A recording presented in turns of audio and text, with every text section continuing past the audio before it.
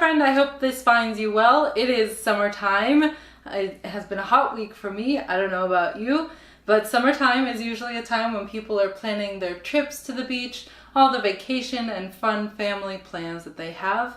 And something that also comes to mind when I'm planning my trips, as I mentioned in a previous video, is going to a monastery for a visit. I'm obviously not a monastic, so I don't know the full inner workings of how that all works out, but I have been to a few myself. And if you're thinking about going, this is kind of what this video is about today. Be sure to talk to your parish priest or, again, other real life normal people outside of this box of the internet. But yeah, today we're gonna talk about 7 things that you should be thinking about when you go on a trip to a monastery. I'm gonna use my notes, sorry, cheating. Okay, cool. 1, have a desire to visit. Whether you want to go solo or with a group. Do you have a want for volunteering over the weekend? Do you have a need to recharge spiritually by surrounding yourself by a liturgical life? Do you need some silence and some quiet and retreat? Are you looking to meet new people or deepen relationships with other people who have a love for Christ? Are you just interested in that weird place where the people dress in funny robes and want to see what they're about? Then, oh yeah, a monastery trip might be the thing you want to look into.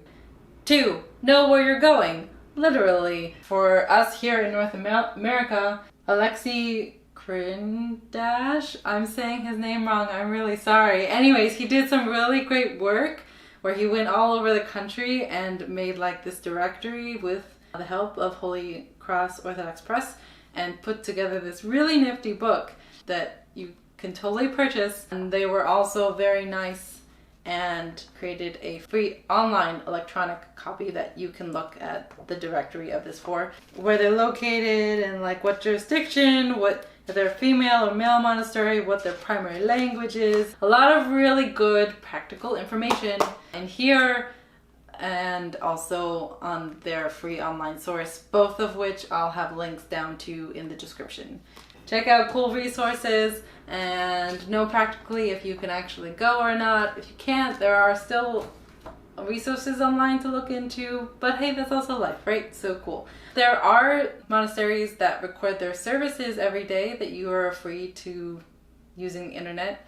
Check out. There are other monastics who have podcasts and blogs and stuff like that. Number 3, every family is different, every parish is different, so every monastic community is different. You don't go over to someone's house for dinner and tell them how to set their dishware and how to clean their dishes. You watch how they wash their dishes and you can help them wash their dishes that way. So the same kind of thing when you go to a monastery. There's obviously things that you will see throughout and you're gonna celebrate services with them and that kind of stuff, but otherwise you kind of just take your cues from them if it's your first time visiting, and the more you visit, the more you get used to their family culture. You never know what you're gonna get. It's fine. 4, never come empty-handed, even if it's just prayers in your heart or a list of people that you like pray for, and give what you can, realistically speaking, as the monastic community has a vow of poverty.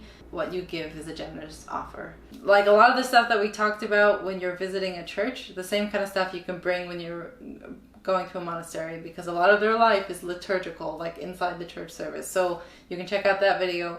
A lot of the stuff you bring to a church, you can bring there, flowers, olive oil, and you can also bring a monetary donation, which is helpful, especially if you're staying a night, which we'll get to later. Some monasteries have a list of needs that they have posted on their website. You can take a look at that, see what they are in need of at that time, or they might have a fund for a certain building. You know, you can always check with the monastery first before you go.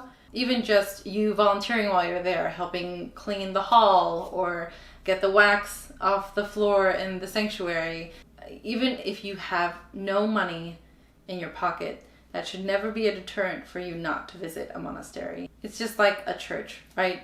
By our stewardship, the church runs, but really it's by God's grace and us working together with Him. So the same thing with a monastery. 5, remember to receive a blessing from either the abbess or the abbot, not from everybody in the monastic community. Definitely don't need to do that. Just the abbot or the abbess. And it's the same kind of thing that you'd ask like from a bishop or from a priest. You cup your hands and you can say, your blessing mother or your blessing father, especially if you are planning to stay for a longer period of time, which is 6. How long, 6. How long and when are you planning to stay? If it's just coming for a day, you can just show up. But if you know ahead of time or you want to bring a group with you, it's good to give them advance notice. They like to know. If you're staying for longer than a day, you definitely need to let them know at least 2 weeks in advance and ask for the blessing for you to come by. They might have space available and they might not. So giving 2 weeks at least is time for them to let you know if it's available. The earlier you let them know, the more likely you have a chance of getting time to spend with them. 7. Remember that they're people too. They're co-strugglers with us, with their own special vocation, their vocation to pray, constantly praying throughout the whole world, unceasing prayer, but they also have their gifts and crosses to bear just like all of us. I'm gonna go into the eschaton and go into a number 8 that I totally forgot about. Number 8, expect the unexpected, or don't expect too much. Come in with an open heart and remember that each experience that you have will be different from someone else. Going to the same monastery each time will be a little different. So just like in real life, every day will be a little different even if you go to the same place. You never know exactly how God will speak to you and how much we will be open to hear. And that, friends, is where my battery died. Yay! I was trying to say how much we are open to hear. So God willing, we are all more open to hear. I've been Anastasia. It's been nice to see ya. I hope you enjoyed the bloopers at the end of this, and I'll see you all next week. I'm tired and ready for bed. Good night! Put it on silent mode and I don't know how to take it off. So, my film cut in the middle of somewhere and I don't know where it stopped. You get what you get and don't be upset. If you're staying for longer than today, let's try this again. You come into the room and you're like, Father, Father, Father, Father, may I introduce Father, Father. I'm just checking my notes for a second. Hold on one sec. Saying lots of ums. I hope you enjoy all the ums. So so in the Orthodox Church, we don't really have rites. For the monastic communities, all monastic communities have the same key basic kind of things. They're just living their life for Christ. I think they have 4 vows that they take: chastity, obedience, poverty, and hospitality. Anyway, I'll be here all week.